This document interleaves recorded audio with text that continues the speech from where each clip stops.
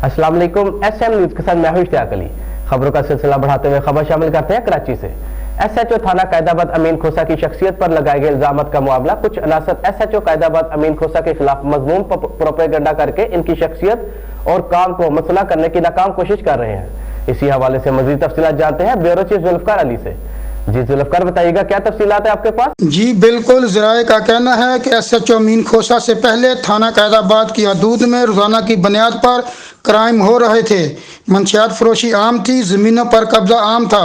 SHO अमीन खोसा अवामी SHO हैं, हर किसी से नहायत अदब एहतराम से मिलते हैं, कभी किसी को नजायज़ बंद नहीं किया। जुर्म साबित होने पर SHO अमीन खोसा का वतीरा रहा है कि मुकदमा ज़रूर बनाकर बंद कर देता है।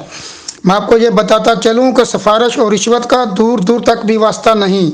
अमीन खोसा से मेरा कोई ज़ाती तल्लुक़ तो नहीं है, मगर इनके बारे में मालूमात ज़रूर रखता हूँ। गलत को गलत और सही को सही कहने में कोई आर महसूस नहीं करते। अगर किसी शहरी से कोई पुलिस एहलकार ज़्यादती करता है तो शिकायत दर्ज होने पर इस पुलिस एहलकार के खिलाफ कार्रवाई करने में उन्होंने कभी हिलो-हुज्जत से काम नहीं लिया। SHO पर लगाए गए तमाम इल्ज़ामात बेबुनियाद और हक़ाइक़ के मुनाफी हैं।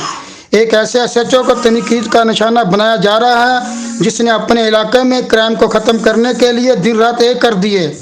SHO कैदाबाद अमीन खोसा ने कई मंशियात फरोशों, कब्ज़ा माफिया के करिंदों और चोरों डकैतों को जेल की सलाखों के पीछे धकेला है। ज़राए का कहना है कि अब वही लोग मुख्तलिफ सोशल ग्रुपों में SHO अमीन खोसा के खिलाफ मनसूबा बंदी के तहत इनकी किरदार कशी कर रहे हैं। जी बहुत शुक्रिया जुल्फकार, हमें तफसीलात से आगाह करने के लिए।